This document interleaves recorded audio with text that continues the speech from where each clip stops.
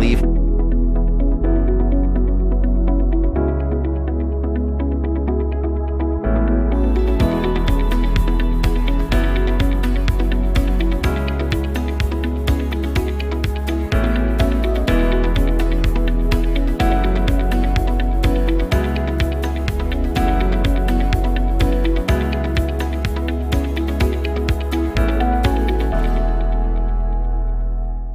Hello and welcome. My name is Ashok Malik and I'm your moderator today for the session on global public health after the pandemic, with its obvious implications for both social and economic recovery.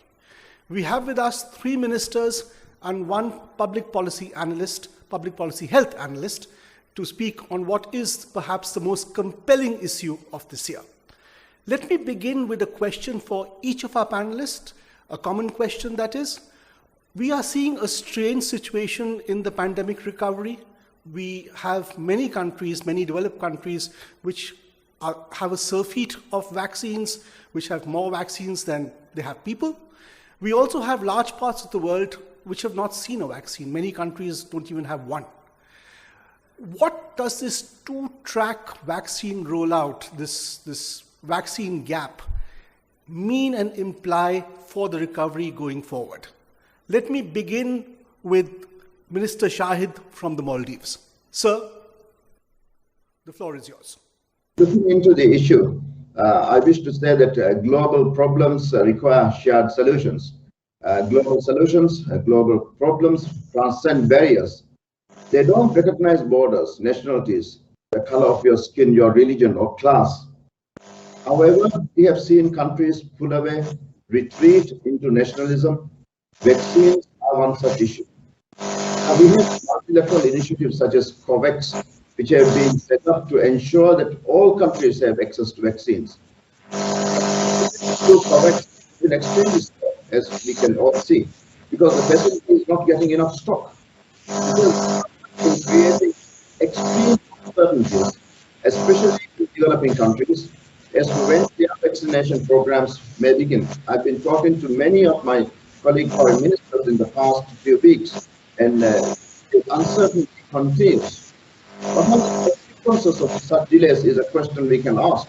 The answer is that vaccine inequality results in perpetuating the existing inequalities in the system between the haves and the have-nots, between the developed and the developing. There is talk, for example, that future travel will only be permitted with proof of vaccination. Now in the future, when we start having big conferences on issues such as climate change or even the United Nations General Assembly in person, does this mean that these leaders, negotiators who would have not got the vaccine would not be able to travel? More likely than not, those who are left behind would be from the developing countries with less access to resources. And with those representatives out of the room, how representatives are decisions of these meetings going to be taken? More often than not, again, the impacts of global threats are felt by those most vulnerable. How can decisions be made without the voices of those that are affected the most? So vaccine inequality is certainly something to think about. Strengthening COVAX, supporting countries receive vaccines globally is something we need to support. I thank you. Thank you, sir. Very compelling points, very important points. Inequality, inequity, being left behind. Minister Rajapaksa, your thoughts on all of that in the context of the vaccine rollout? Yeah, so let me begin by quoting Honorable Prime Minister Narendra Modi, where he called for a human-centric approach. And I believe these kind of pandemics, which are health issues, health related and social related, we have to have a better human-centric approach where we forget, as Honorable Member from Maldives mentioned, that whether you're which language or which part of the world you represent, the human-centric approach should be given priority. And of course, the capability of rolling out vaccination has become a biggest challenge at this stage globally, because there is a perception that vaccination will drop down the numbers of infecting or spreading the virus globally. So I think Sri Lanka has been able to gain or vaccinate around 1 million out of our 22 million population. But there are many countries out there, who hasn't even seen vaccination, or who even cannot think of a proper program as to how the vaccination should take place. So this is where I think the bigger countries, or the G20, or the main countries, has to play a major role in rolling out the vaccination for the much less countries that need it the most. Because as what we see at this stage, even though we are talking beyond COVID-19 pandemic, we are still in the pandemic, and we see most of the countries in globally being locked down for the third time, and some of the countries are talking of a third wave. And the countries like us, who are, and of course Maldives, we are depending on tourism and other exports and imports. So we are facing a bigger challenge, because even though we open our borders for tourists to come in, where are we going to get them from? And if you look at countries like Sri Lanka, we have over 3 million people depending on tourism out of 22 million population. And but at the same time, we must also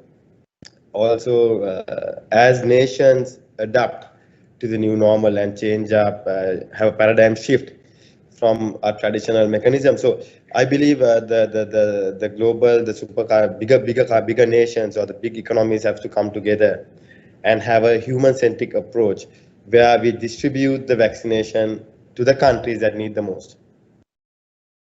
Thank you, sir. Minister Alam, while South Asia and South Asian countries, including all countries represented on this panel, have shown some cooperation on COVID and on vaccines, in sharing vaccines, in working together, most other countries have only paid lip service to human-centric globalization or human-centric pandemic response. It's been each country for itself, almost like an arms race for vaccines. Your thoughts, sir? Thank you. Assalamu alaikum, and Ramjan al Mubarak to everyone, and to our fellow colleagues from Sri Lanka and Maldives. Of course, South Asia, led by, and I must admit, India, and particularly Prime Minister Narendra Modi, has shown, a true friendship. But obviously, we now realize that, India is also has some limitations. But the process has begun. But unfortunately, I think the global leadership as a whole is failing miserably. And we have seen in last a year and a half now, since the COVID broke out and was announced as pandemic, countries who reasonably managed and contained the virus was still doing reasonably okay economically. But now it's coming down straight to inoculation, vaccination. 6 months from today, or a year from today, country who thought that they have started recovering will truly start recovering only once the entire population is vaccinated, all the vulnerable are vaccinated. Otherwise, they will not be able to participate in economic activities. And it's now, the difference is very sharp. I'll move to Dr. Suri. Dr. Suri, a year ago, when we started responding to the global pandemic, everyone spoke about a global response. Suddenly, in a matter of months, it's each country for itself, and we're seeing that most starkly with the vaccine rollout. Your thoughts? Thank you so much for inviting me to this very important panel, and I'm happy to be privileged among these such key panelists who are there and here. And talking about the twin burden, I think, yeah, rightly so, the pandemic has caused a twin burden of both health crisis as well as economic slowdown. And international agencies did predict that the global growth would stage a recovery in 2021, and this was basically based on the assumption that vaccination around the globe will wipe out the virus. But however, as we see that the immunization drive has begun in most parts of the world, around 98 countries, but still many more to go. But wherever the process has started, it is partially slow. I mean, it's not at the speed where it should be. And it more depends on a nation's patience and the resources and the health infrastructure, which is badly affected, and more so because of the pandemic.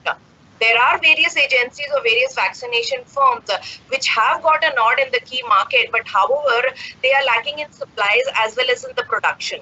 So the main reason for this gap, I would say, one is vaccine hesitancy, which is very important to understand, which is partly at fault for causing this vaccination gap.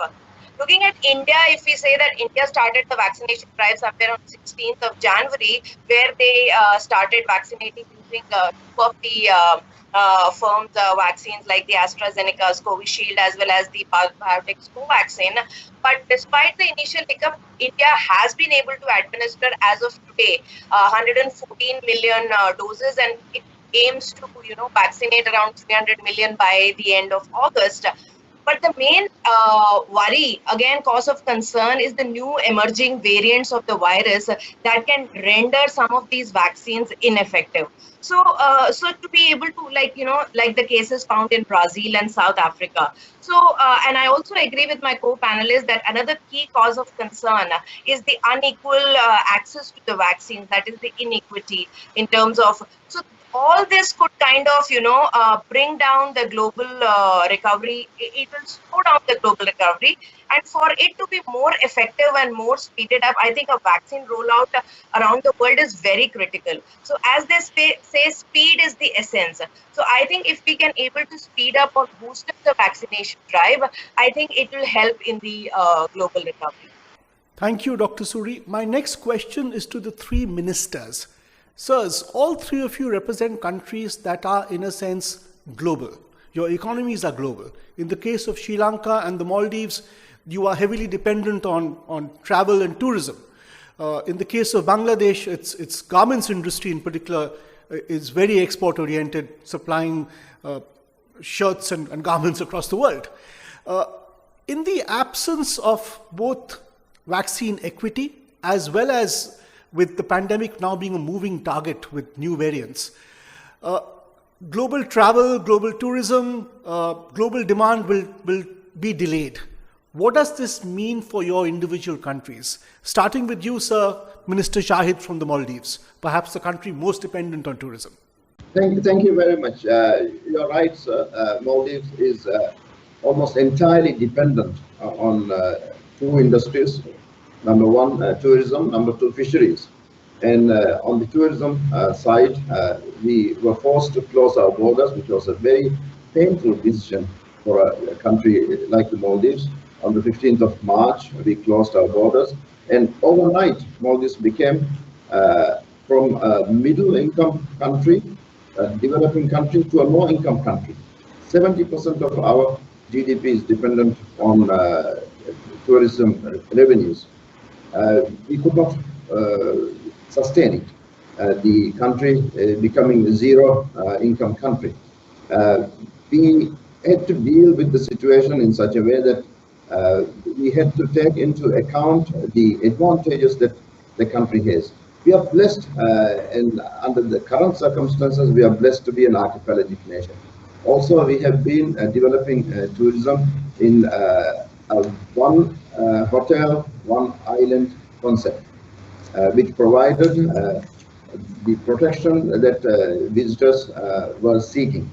Therefore, we decided to open up the country on 15th of July last year, hoping that tourists will start returning. It took almost 6 months before tourists started returning to the Maldivian shores. And currently, yes, the industry is picking up, but the numbers are not to the pre-COVID status yet, because our largest markets, the European countries, in China still have not opened their borders.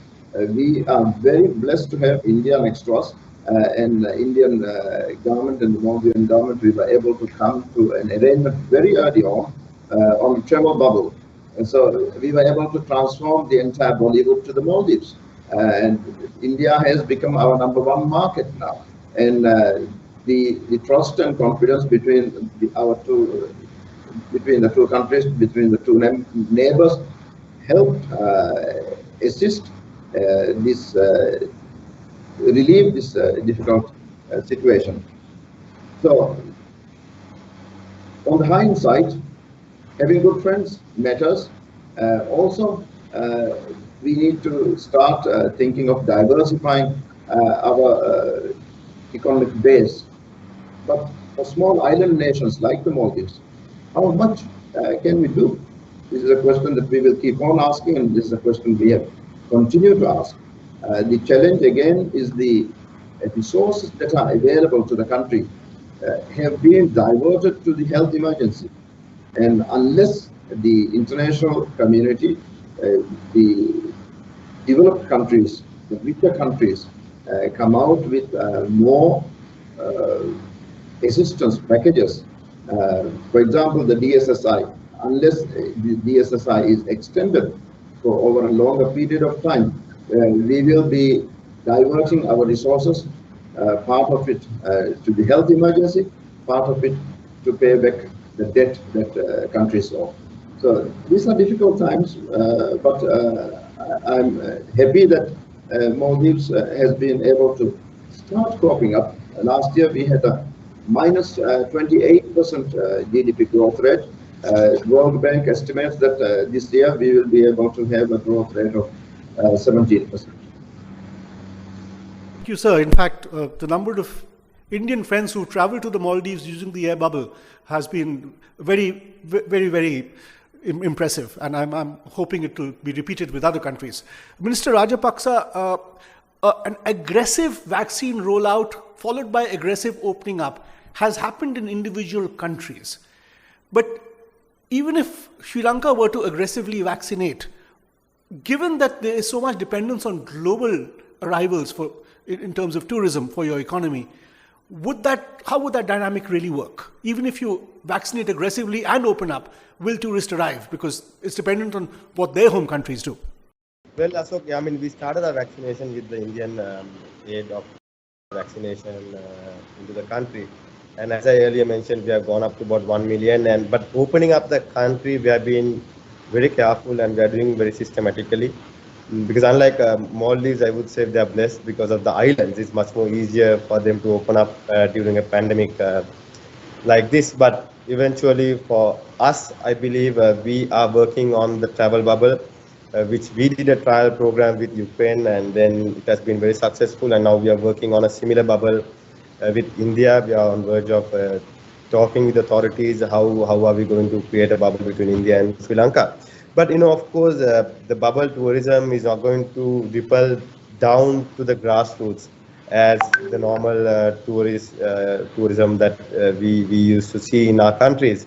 So this is the biggest challenge that we have to face in the future. But but I think at the same time, the countries also have to look at new ways of creating income for our countries, like shifting the focus from tourism and export-oriented economy to service-oriented, maybe, looking at different angles. I mean, if you look at the global economy, as a result, global foreign remittance from the laborers or the expats lives abroad has tremendously dropped, has come down. According to the World Bank, it's around $110 billion drop monthly. But at the same time, according to Forbes have reported, there are new 500 individuals have become billionaires during the pandemic, so which is a clear indication, there is an opportunity even during the pandemic for countries to look at new economy, new markets, new ways of creating employment to your countries. But at the same time, we must also have to accept the fact that this is a global pandemic, and we need to think outside the box and have different approach. So from Sri Lankan perspective, Sri Lanka has started opening up the borders for tourists very carefully, and we are working on bubbles with India, and we have two other countries we are working on with, and we have opened up the country for Sri Lankan expats who have taken both vaccines to come out of the country, come to Sri Lanka without being quarantined. And at the same time, we are looking at a different export market. As you know, we were depending heavily on the apparels and also the traditional exports that we call it in this country, tea, rubber, and coconut. But at this stage, we are looked at, have a different approach. So exports have been okay for us, I would say, and foreign remittance also we have been lucky, even though there's a global drop down of 110 billion monthly. Sri Lanka has managed to maintain what we have been getting the last couple of years. And at the same time, tourism, of course, we are very hopeful. We hope that the global pandemic will reduce up to a certain extent, that the countries like us can restart our economy. Because, as I mentioned earlier, to opening up in a bubble will not bring the actual benefit for the grassroots or the masses who are involved in tourism in countries like Sri Lanka. Maybe for big hotels or certain hotels that can afford to organize a bubble can be benefited, but what we are looking at in Sri Lanka is getting that revenue to the grassroots of the country. So as I said, the public, also the countries, the governments also have a major role to play here to shift your attention from one end to another end. And you need to do that, as we always say, people-centric. Get your community to understand the reality and get community to work on it, as the health authorities always mention. Have the social distancing, wear your face mask, keep yourself clean. Those kind of social practices a must for countries like us or in any part of the world, because as we see at this stage, vaccination itself hasn't answered the question, because most of the countries who had vaccine, most of their population is still facing a third wave, and yet it is still the fear or the fear factor is there. And I think the biggest challenge that globally we might have to face in the future, that we will have to face, is the mental health issue because of the pandemic, because as a result of being locked down or being stressed because of economic activities or the socializing. So this is something that I think the world leaders have to give more attention in coming years. Thank you, sir. Very good points there, Minister Alam. But there's 2 points which Minister Rajapaksa made, which I thought I would like to draw your attention to. One, the impact on the apparel and garment industry, and particularly exports. And second, the impact on remittances from the expatriate community, the global expatriate community. Both of these are very relevant to Bangladesh. And how has your economy coped with them, or how do you see it playing out, especially in the context of this very unequal pandemic recovery and vaccine rollout? Minister Alam. Thank you. Very relevant and very important question, no doubt, for our economy. But I'm sure you have all gathered that in 2020, Bangladesh economy still managed to grow at the rate of over 5%. We do not have any kind of sizable tourism industry. It's as rightly said, it's apparel driven, and a couple of other exports reaching to billion each in a couple of sectors. I'll come into that, and remittances. We have seen a 20% increase in our remittance earnings. And I visited Saudi Arabia and UAE, 2 major markets, in last 2 weeks. And it seems that demand outside this region, GCC countries, countries like, as the recovery begins, in countries like South Korea, where pandemic was very well managed from the very beginning. Obviously, they have had their rainy days. The recovery in Singapore is creating new markets. So we see a very bright future as far as income from remittances are concerned. And given whatever we have been through in last 12 months, we have seen a 20% increase. Now that is actually down to the policy implications, where we have experienced that migrants were using informal channel to send the monies or transport the little earning that they were making, but we have incentivized them. Any remittances sent through formal banking channel to Bangladesh or into Bangladesh is subject to 2% cash incentive, and that has seen a huge boost in that. And coming back to April, and if time permits, I'll go back to the remittance earnings again. April was also holding up all right. Even when the first lockdown was imposed last year, apart from the first 2 weeks, we have continued to operate. And the market in the West obviously suffered badly. UK, Europe, every EU countries and United States. But for quite a few years now, they have opted for e-commerce or mail deliveries. Not all the customers are actually visiting the shops, and product placement of Bangladesh has been more on the commodity side, not necessarily on the fashion side, where customer needs to go to the stores and fit and measure and trial and all that. Those are repetitive buyer commodity products, t-shirts, pair of jeans, or a formal shirts. Now we have seen, because of the way we are working now, in most cases working from home, the demand for formal clothes decreased substantially. The demand for casual clothes increased substantially. So if you look into the bottom line number, that hasn't changed, but within that $34 billion export, the export for individual factories has changed, and factories, individual manufacturers had to adopt with that change. I'm not sure, obviously we do have Sri Lankan companies operating in Bangladesh, and they have adopted themselves, but I'm not sure exactly what the situation in Sri Lanka. But the good news is that yes, countries with lesser financial abilities will continue to suffer on vaccination. Recovery will be longer for our own population, but at destination point, they are apparently looks like recovering at a faster pace. So for export-oriented industries, and because they are our consumers, it is a good news on the hindsight. So I'm not sure whether we should be happy about it or should be lesser happy about it. But on the other hand, we have seen, as Ms. Minister Japakshe was trying to say, that we need to explore new product. 2020 has seen something very interesting.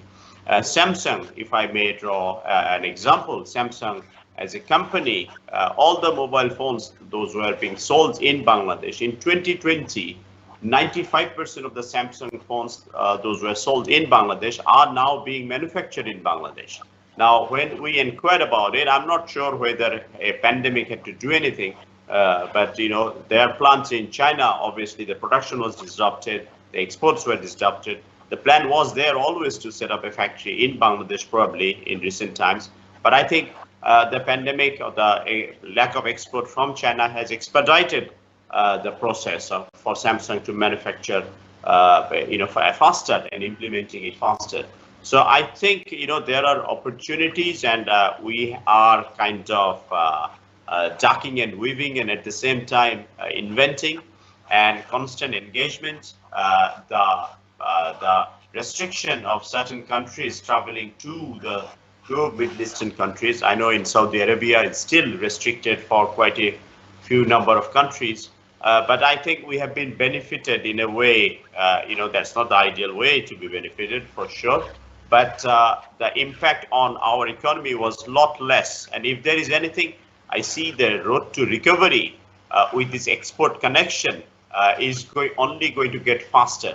Now, question that we need to ask ourselves, whether we can continue to work as normal as I speak to you from home, because this week, after a year, we have gone into a lockdown because the number of cases has increased substantially, much more than last year's peak. And this will continue for a week at least, but we have decided to continue the operation of government manufacturing industries because we think that they are much more regimented. They listen to the government instruction. They are more health conscious. There are procedures in place. It's not, you're not dealing with 100 or 1,000 people who are flying in the street. They are workers working for you, been through training, taken some health, primary education and all that. So we are hoping that we can manage it. But if the spread is faster in the industries, we'll have to consider shutting them down. And in that case, it will be a very difficult scenario. But so far, so good. Thank you, Minister Alam, for pointing to some glimmers of resilience and hope in otherwise grim times. I am particularly taken up by the mobile phone example that you cited, because diversification of supply lines and supply chains and of sourcing capacities is one of the big lessons of the pandemic. As these supply lines are relayed, in parallel, there will always also be a focus on green supply lines and on fighting climate change. This offers an opportunity as well as a challenge for all our countries. So let me start with Minister Shahid. What lessons do we learn from this global pandemic, this global challenge, for the one which has been staring us in the face for many, many years, climate change? There is more talk about climate change and fighting climate change today. Is there more action? And who pays for the action? Thank you. The first and foremost lesson that we have learned from this pandemic is the importance of multilateralism, of cooperation between countries, that we are a global village. We can't live in isolation, and we need to unite all our efforts in order to face these global challenges. The manner in which the international community came together at the face of the pandemic at the initial stage was commendable. How the frontline workers in many of the countries came together is commendable. But as the pandemic dragged on, and as the light at the end of the dark tunnel is being seen, the vaccine, the rollout started, we are seeing a bit of a fracture in the unity that we would have expected. India has given hope for the international community in becoming an example of how multilateralism, how the global village should function. The manner in which India has rolled out its vaccine rollout, not only in India itself, but also how India has opened its arms and heart to the rest of the world in providing vaccine, is commendable, and it's an exemplary manner in which India has done. When it comes to climate change, an existential threat to the Maldives, we need, once again, how the pandemic has demonstrated clearly, we need to make sure that we start dealing with climate change on the same manner. That it's not anymore a pending disaster. Climate change is happening, it's reality, and many countries are experiencing it, ranging from small island states which are losing islands and shorelines to larger countries which are facing droughts and less rain and many other challenges. So we should start realizing that we need to come together. Unity, multilateralism, these key words need to be put into actual practice. We have COP26 coming up in December this year.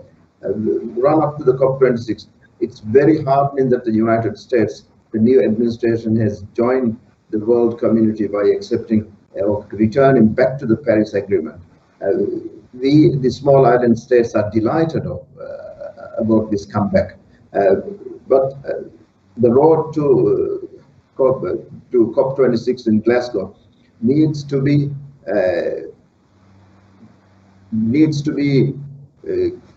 unity.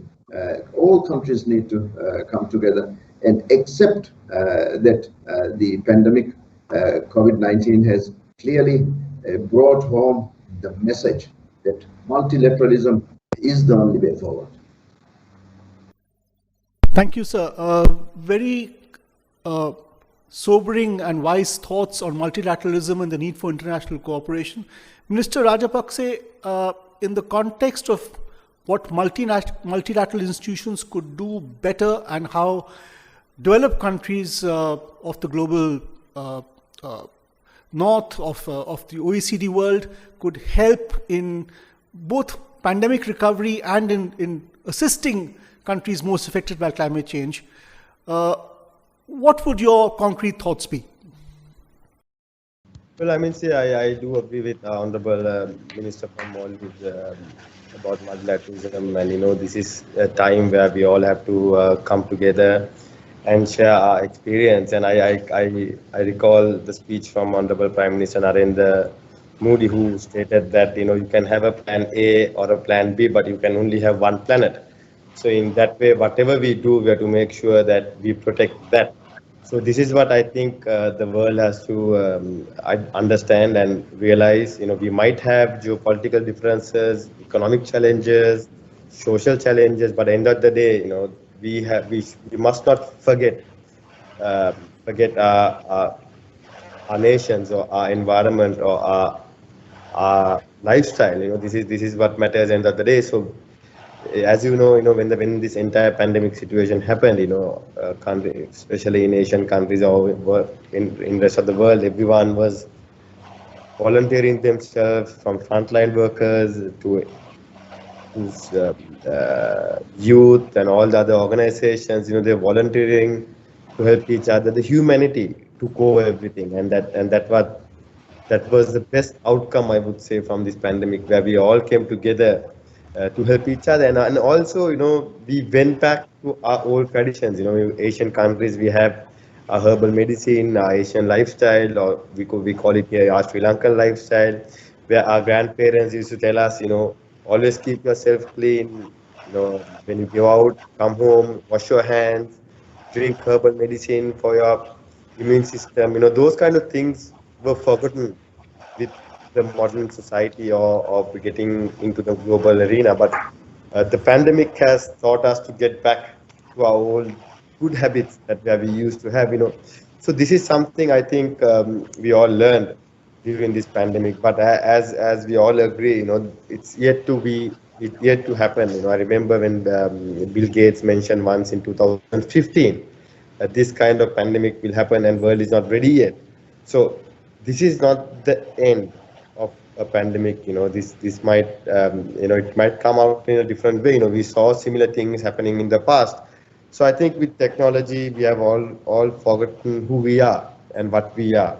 So this is what I think we have to learn from this. We have to learn the lesson that we can learn from this out of this pandemic is that we need to think out of the box, and we need to go back to our old habits, our traditional lifestyle, where we always look after ourselves, the humanity to cover everything, and people to people relationship, having more bilateral relationship, people-centric relationship between our neighbors and countries, have peace, have a dialogue, exchange our experience.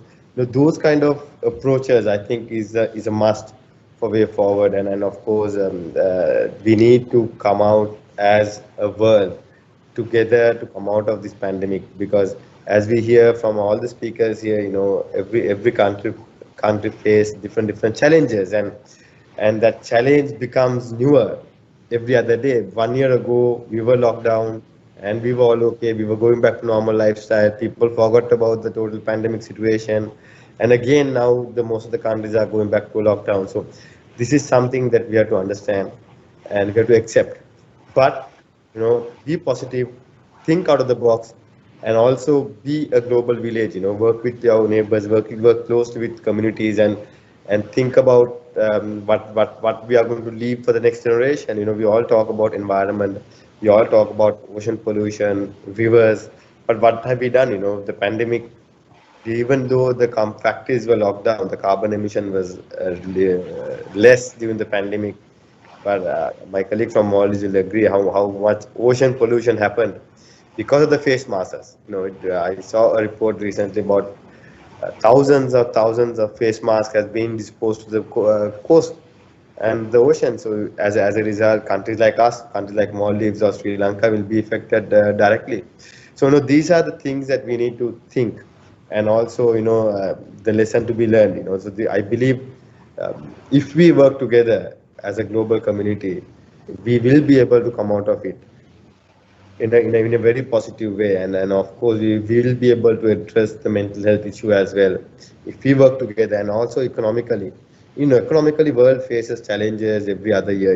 Some countries do well, some countries do bad. As our colleague from Bangladesh mentioned, they have done tremendously well for last 5 to 6 years, and they have been one of the fastest growing economies in the world. And Sri Lanka was one of the fastest growing economies in the world in 2008, 9 and 10. And of course, India has been done tremendously well under Prime Minister Narendra Modi's leadership last couple of years. So this is what, if we all come together, there is light at the end of the tunnel. Thank you. At the individual level, we can, as you said, wear masks and wash hands. Minister Alam, we can do that as individuals, but what can global institutions do to help those communities and countries most vulnerable and left behind? I say this in the context of the pandemic and also the upcoming climate change summit in which Bangladesh will also be participating. Sir. Yeah, thank you. Of course, Bangladesh will not only be participating as the current co-chair of Climate Vulnerable Forum. Prime Minister Sheikh Raisina is already engaged. I spoke to my counterpart in the UK only the day before yesterday, and last Friday we have a visit from Special Envoy to the American President on climate change, Mr. John Kerry. And these are in preparation for the upcoming COP26 in Glasgow. And as many of the experts actually went on to claim and say, it's very difficult for us sitting at the center or epicenter of the current pandemic, that potentially climate change have a much larger and more damaging impact than even COVID. Now, obviously, that doesn't happen overnight or in a day. You don't see deaths or people queuing up in the hospital for tests or for recovery. Climate change has a different character, but we have seen in Bangladesh 1 million people perished in one night, 4 decades ago in that great Wola cyclone in 1970s, 50 years ago. But since then we have learned on adaptation and all that. But obviously, as one of the most vulnerable country, we continue to demand to take up and give it a due consideration on the loss and damage. But we already see resistance from the bigger emitters on the loss and damage. And the logic is that it's very difficult to establish who exactly is causing which damage and all that. So these are all technical issues, but we will continue to work together. Maldives, played a very important role in the past, leading by examples even though they have a capacity that requires strengthening, but we together, the most vulnerable countries. Minister Shahid visited Bangladesh very recently, and we have spoken about it. And during the celebration of the birth centenary of our founding father of the nation, we are grateful to all our neighbors, that all the head of state or government from Bhutan, Nepal, India, Sri Lanka, Maldives came in the same week and expressed solidarity, even though it was centering a particular celebration. But it's not only that. We showed to the world that we stand by each other on these difficult issues. So it is a very, very important thing for Bangladesh, and not just for Bangladesh. As the most vulnerable country, Bangladesh will carry out its responsibility into the Glasgow Agreement. We have told that very clearly to the nations who matters, the OECD countries, the great emitters. And we are very happy that the United States has kind of rejoined the Paris Agreement, and hopefully their leadership, especially John Kerry's appointment, will ensure the strong leadership that they have taken in the past. And even during this Friday meeting, we have had trade-pair discussions. But in terms of coming together, I think at the beginning my connection was disrupted, but I think I started off saying that the global leadership has failed to some extent. I hate to use this term, but countries who were capable and who thought have greater power failed to deliver their responsibility. But there are still good efforts are being made. The very formation of COVAX, and our thanks to the World Health Organization and UNICEF and a couple of other world bodies. But COVAX took some time, and mostly countries in Africa are being benefited. But so far, only 93 or 94 countries signed up for COVAX. And if we all can recall that this time last year, or kind of towards May or June, when there were a lot of trials and research going on in developing the vaccines, much awaited one. There were talks about, and these big companies actually said that they will, once it's developed, there'll be patent will be opened. I mean, it will be the countries who are capable of producing vaccines will be allowed to produce vaccines, but that's not happening. Look at the very limited capacity that we have. I'm sure India is a very large economy, and they have capacities. They are producing vaccines, but we have done reasonably well in pharmaceuticals. There are companies who can produce vaccines, but what they need is the patent, or a patent at a price.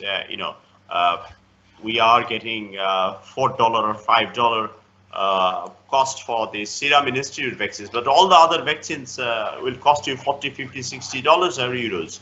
The raw material, even the other two from this region, or I don't want to mention the name of the countries, but those are way too expensive, and it doesn't make sense. And where is the world leadership when it needed most? I mean, what is exactly United Nations doing? Obviously, Secretary General is making these calls and all that, making speeches, but people are not listening. Countries are not listening. So it's a very sad moment, very sad time. I mean, I'm sure a company who are producing some sort of vaccine or liquid, some form of liquid, as a layman, I think we can all say in full confidence that even if you start today, that pharmaceutical company can be strengthened to produce vaccine in a year. And sitting today, the world will not complete inoculation in next 24 months. So why we are not investing, why we are not sharing those intellectual properties. So I think a lot to be done, and UN and WHO must take a much more stronger role than what they have done till today. Thank you so much. Very, very, very important and wise words from Minister Alam. We are absolutely running out of time. So I'll turn to the other three speakers for 1 minute of closing remarks. An answer to a simple question. 1 year ago, we were struggling for masks and PPEs. We found them, we made them. Now we are struggling for vaccines. Given this experience, given this learning curve, how confident are you that we are prepared for the next pandemic? Starting with you, Dr. Suri. I think I would say that COVID-19 does not discriminate, so should be the response also should not be discriminated. And there is this very big vaccine inequity, I think, which we need to sort. And to bridge the gap, we do have the COVAX, and India also has been supplying multiple doses to almost 91 countries. It has supplied doses, and it is trying to overcome or bridge the gap. But however, there needs to be much more global solidarity, which I also agree with the other ministers and the other country speakers who have mentioned. There is a need to build more equitable vaccine distribution technology, and global solidarity in terms of both financial as well as technical support is needed to be able to lessen the impact specifically on the vulnerable communities and the states which we were just talking about. And I think one clear lesson which the pandemic has taught us, that the consequences of neglecting our health system is going to be enormous. So there is a need to strengthen the health workforce, and in order to bring about a worldwide health security. Not only this, but the pandemic has also provided us an opportunity in a unique way to reimagine and transform the global health so that the future pandemics can be avoided, or if not, the devastating consequences can be lessened to an extent. And the health gains which we have had in the past decades can be sustained and strengthened rather than being reversed. So that is what I would like to say in my conclusion. Thank you, Dr. Suri. Reimagining global health. Minister Rajapakse, is that the big lesson? That is the big lesson from this pandemic, but how prepared are we to reimagine global health for the next pandemic? Your thoughts, sir? 1 minute. I think it's something where we all have to come together as we all agree that this is a pandemic that we all have to face. And this is something that we all have to get together before we move forward and as a global platform. So I think it is all about getting the message across to your communities, and also as my colleague from Bangladesh correctly said, it's enough. Well, people are fed up of talking, and people are fed up of more words. People need more action now.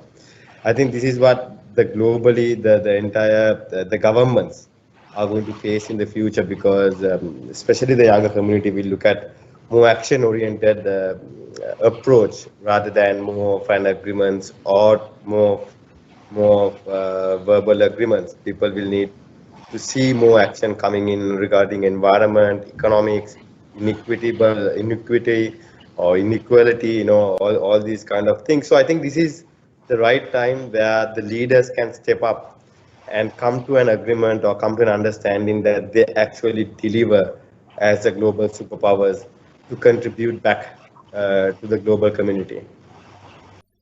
Thank you, sir. And the absolute last word goes to Minister Shahid. Sir, as a person with such experience in international affairs, given the experience of the past year, we've found vaccines and discovered vaccines and invented vaccines fairly quickly. We've rolled them out less quickly and less equitably. Given the overall pandemic response, are you more confident or more concerned about future challenges and future pandemics? 1 minute, sir. Thank you, Ashok. To put it in one word, I think the pandemic has been an eye-opener. It has given us an opportunity to have a look internally into ourselves and assess how much damage we have done